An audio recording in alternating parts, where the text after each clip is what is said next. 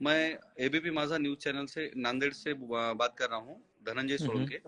Okay. तो रामदेव, आप कितने साल से वहां पे यूक्रेन में हैं और अभी की मैं क्या हालत मैं यहाँ 4 साल से हूँ। मैं यूक्रेन के कैपिटल कीव में रहता हूँ। सो अभी तो फिलहाल यहाँ पे ऐसे ही है। सुबह 5 साढ़े 4 बज के 20 मिनट पे एक बहुत दो बड़े धमाके हुए थे। तब थोड़ा वाइब्रेशंस ज्यादा थी। अभी फिलहाल भी हो रहे हैं।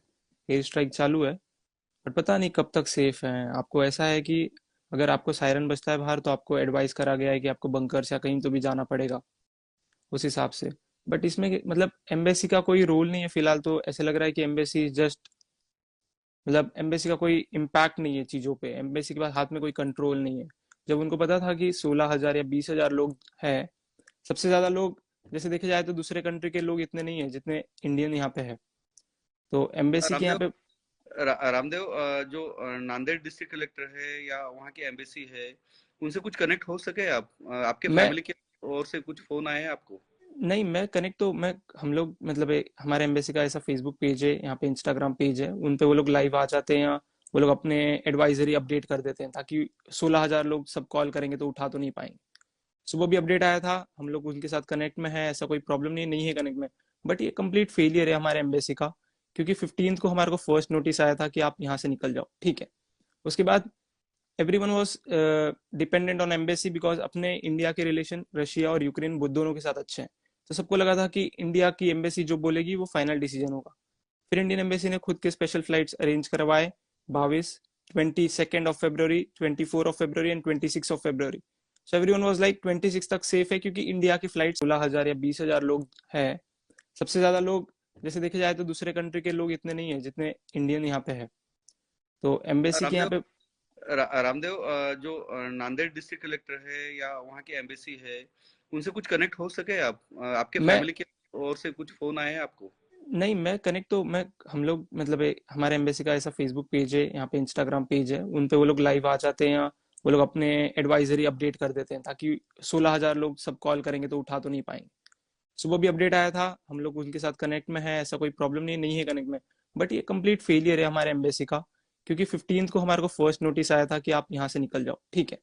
उसके बाद everyone was dependent on embassy because अपने इंडिया के रिलेशन रशिया और यूक्रेन दोनों के साथ अच्छे हैं। तो सबको लगा था कि इंडिया की एम्बेसी जो बोलेगी वो फाइनल डिसीजन होगा।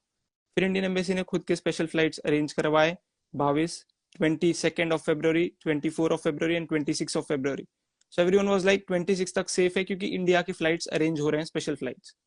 बट तो 24 नांदेड़ से आपके साथ में कुछ ऐसे लोग हैं जो आपके कनेक्ट में हैं, या कितने लोग आप बोल सकते हैं कि जो नांदेड़ डिस्ट्रिक्ट से है? नांदेड़ डिस्ट्रिक्ट और ऐसे देखे जाए मराठवाड़ा पूरे महाराष्ट्र से अगर बोले जाओ तो आप कम से कम भी यहाँ पे 25 से 30% है। जब कोरोना का टाइम भी हुआ था तब भी ऐसे ही हुआ था। तब भी लोगों को फ्लाइटें नहीं मिल रही थी, तब भी महाराष्ट्र की फ्लाइट अलग गई थी, तो तब भी 20% ऑफ क्राउड यहाँ का महाराष्ट्र का है, आप बोल सकते हो। तो अभी के क्या हालात है? कब से अब ये जो वॉर है शुरू हो चुका है? तो कब से ये शुरू हुआ? सेकंड है, आज आज सेकंड है। मतलब आप देख सकते हो कि मतलब अभी आज पब्लिक ट्रांसपोर्ट सब बंद है।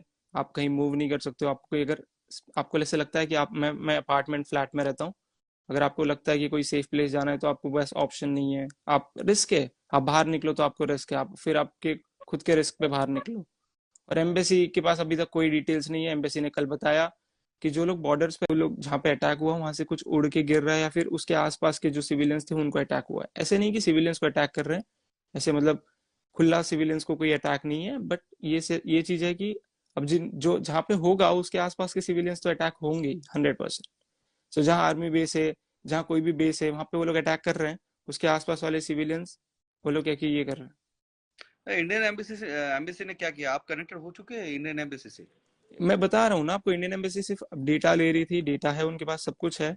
बट ये चीज है कि अभी इंडियन एम्बेसी के पास कोई स्टेप नहीं है कि वो लोग हमारे को बॉर्डर तक कैसे लेके जाएंगे। उनको ये एग्रीमेंट मिल गया कि बॉर्डर से हमको बिना वीजा के हम लोग कोई भी कंट्री में जा सकते हैं, जैसे पोलैंड या हंगरी, दो जगह अपने को अप्रूवल मिला है। बट वहां तक कैसे पहुंचेंगे ये किसी को नहीं पता। ये भी बताया जा रहा है कि इंडिया से यहाँ से यूक्रेन से इंडिया आने के लिए तकरीबन 20 या 25 हजार रुपये लगते थे। लेकिन अभी इंडियन एयरलाइंस की जो फ्लाइट चालू है, उसमें आप तकरीबन 80 से 90,000 रुपए तक का 80 भी ये। नहीं, 80 भी नहीं, 1,20,000 वॉज द प्राइस। अगर आप 22 तारीख को बुक करते हो 24 तारीख की टिकट तो 1,20,000 का प्राइस था। तो ऐसे नहीं, ये इंडियन गवर्नमेंट फिर भी अब ये ठीक है, हम प्राइस के लिए बोलते हैं तो भी 20,000 नॉर्मली एक कोई भी फ्लाइट वन वे अगर लेके जाती है तो वो 20,000 लगते हैं यूक्रेन से इंडिया आने के लिए। आप टू वे तो लेके बच्चे जाओ। ऑफर कर, यहाँ पे वहां पे पढ़ने वाले बच्चे वो ऑफर कर सक रहे हैं या ये, इंडियन एम्बेसी खुद करने वाली है इस बारे में ये कुछ? ये पता नहीं, ये लोग यहाँ पे जो लोग आते हैं सब मिडिल क्लास लोग हैं। अगर किसी के पास बहुत मतलब जो रिच फैमिली से बिलोंग करते हैं, जो जिन लोगों के पास बहुत ज्यादा पैसा है, वो इंडिया में सीट लेके पढ़ लेते हैं, राइट, मेडिकल की। तो यहाँ पे जो मेडिकल के लिए स्टूडेंट्स आते हैं वो मिडिल क्लास फैमिली के होते हैं। तो वो जो मिडिल क्लास फैमिली के बच्चे होते हैं उन लोग के लिए अभी ऐसा मानते हैं कि आप फरवरी के पहले हमको जान में हमारी फीस भरनी होती है। आपने फीस भर दी, ठीक है। अब फीस भरते ही अगर इंडियन एम्बेसी फ्लाइट डिक्लेयर करती है 1,20,000, तो हर कोई अफोर्ड नहीं कर सकता। कोई डिटेल्स नहीं है। एम्बेसी ने कल बताया कि जो लोग बॉर्डर्स पे रहते हैं, जो लोग यूक्रेन के बॉर्डर्स जिनके हंगरी के साथ या फिर जो पोलैंड बॉर्डर्स पे रहते हैं यूक्रेन में बच्चे, वो लोग सीधा सीधा कि जाके इवैक्यूएट हो सकते हैं, उनको वीजा की जरूरत नहीं है, वो अपने पासपोर्ट से एंट्री कर लेंगे। रामदेव, अभी आप कौन से यूक्रेन के कौन से सिटी में हैं अभी? मैं तो कीव कैपिटल में हूँ, मैं सेंटर, मतलब जहाँ पे तो सबसे ज्यादा अभी फिर। कीव के अभी के क्या क्या हालात है अभी, और जो स्टूडेंट है आपके साथ में एमबीबीएस पढ़ने वाले, आप वहाँ पे आप कहाँ पे रुके हैं और वहाँ का गवर्नमेंट का क्या कहना है, और यहाँ की जो एम्बेसी है, इंडियन एम्बेसी, उनका क्या कहना है फिलहाल तो? मैं फिलहाल तो एम्बेसी ने बस बोला है कि आप जहाँ हो वहाँ सेफ रहो। आप अगर कुछ हो या मतलब कुछ अलार्म्स वगैरह बजते हैं तो आप बंकर्स में जाके शिफ्ट हो जाओ, आप लोग सेफ रहो। बट ये सेफ रहे तब तक नहीं पता ना कि कहाँ सेफ है कहाँ नहीं है। और दूसरी बात, एम्बेसी के पास कोई दूसरा ऑप्शन नहीं, मतलब दूसरी कोई उनके पास ऐसी चीज नहीं है कि वो लोग ने कोई असिस्ट नहीं कर रहे हमारे को कि यहाँ से बॉर्डर कैसे लेके जाएंगे। वो लोग अभी सिर्फ बॉर्डर पे रुके हैं। जो लोग बॉर्डर तक पहुंच जा रहे हैं उनको वो डायरेक्ट एंट्री दे रहे हैं दूसरे कंट्री में, और वहां से वो लोग फ्लाइट पकड़ के इंडिया आ सकते हैं। तो जो लोग, अभी क्यू जो स्थिति है उसमें रशिया की कुछ आर्मी वहां पे आई है? आपके हाँ, आप लगभग आपके आपके कितने दूर है वो? मैं सेंटर से मैं लगभग 4 या 5 किलोमीटर दूर रहता हूँ। मैं लिवो ब्रेजना बोलकर यहाँ पे मेट्रो स्टेशन है उसके पास रहता हूँ। तो सेंटर कृष्याति के मेरे यहाँ से 3 मेट्रो स्टॉप है। मतलब रिहायशी जो इलाके हैं वहाँ के कीवी के, तो वहाँ के क्या हालात है, या वार जोन जो है लगभग हम्म। कितना दूर यहाँ से 3 या 4 किलोमीटर दूर, ज्यादा नहीं। 3 किलोमीटर दूर में, मतलब वो लोग बोल रहे हैं कि ऐसा रशिया ने दावा किया है कि वो सिविलियंस के साथ कुछ नहीं कर रहे हैं, बट यू नेवर नो। वो लोग है? अभी कुछ सिर्फ, ऐसे सिविलियंस आज न्यूज में भी देखने को मिल रहा है कि कुछ सिविलियंस को वो जख्मी हुए हैं या उनकी हाँ, डेथ भी वो हुई है, ऐसा न्यूज में देखने को मिल रहा है। क्या वहाँ की क्या है अभी के क्या हालत है? सिविल पब्लिक ट्रांसपोर्ट चल रहे थे। क्लासेस ऑफलाइन चालू थी, मेरी क्लासेस ऑफलाइन थी, मेरी 3 क्लास ऑफलाइन होती थी, ऑफलाइन क्लासेस चल रही थी। सब सब कुछ नॉर्मल रूटीन चल रहा था। बस जो था वो लोग के मतलब इंटरव्यूज आते थे, और उसके उसके अकॉर्डिंग वो लोग मतलब लोग गेस करते थे कि क्या हो सकता है। सब गेस वर्क था तब तक। बट जब इंडियन एम्बेसी ने जब बोला है कि आपको निकलना चाहिए, वो बोला 15th को फर्स्ट अप्रूवल आया था इंडियन एम्बेसी से। और 15 से 20 तक तो कोई मतलब इतने मैक्सिमम फ्लाइट्स नहीं थे। 20 के बाद फ्लाइट्स बढ़ गए थे, और 23rd को लास्ट फ्लाइट निकली है। 24 से तो फ्लाइट बंद है, वापस चली गई है फ्लाइट्स। मेरी खुद की टिकट थी 27th की, बट अब वो कैंसिल होके, मतलब टिकट तो मेरे कैंसिल हो गए। लास्ट दो क्वेश्चन है कि आपके फैमिली से आप कनेक्ट हो चुके हो, आप फैमिली का क्या कहना है, किस हालात में अभी फैमिली के लोग क्या कह रहे हैं? अब फैमिली को, अब यहाँ पे रियल रियल स्टेज और इंडियन मीडिया में जो दिखा रहे हैं उसमें थोड़ा बहुत डिफरेंस होता है।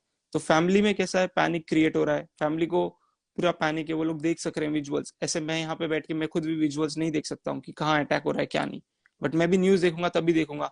तो वो विजुअल्स देखने के बाद हर कोई पैनिक हो रहा है। हर कोई सोच रहा है कि भाई है कहाँ, सेफ है नहीं है, एम्बेसी क्या कर रही है। हर कोई का बस फोन में यही पूछना है कि आपकी एम्बेसी क्या कर रही है। बट एम्बेसी के पास से कोई, कल कल रात में एक अपडेट आया था, उसके बाद अभी तक फिलहाल कोई अपडेट नहीं है। रामदेव, एबीपी माजा की ओर से हम आपसे कनेक्ट बने रहेंगे।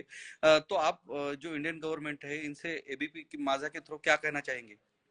मैं यही अप्रूवल मांग मतलब बोल सकता हूँ उनको, कि इसके लिए गुजारिश कर सकता हूँ कि वो हमारे लिए जो यहाँ से बॉर्डर्स तक जाने का व्यवस्था जो होती है वो तुरंत करें। यहाँ पे बहुत लोग हैं, ऐसे नहीं है।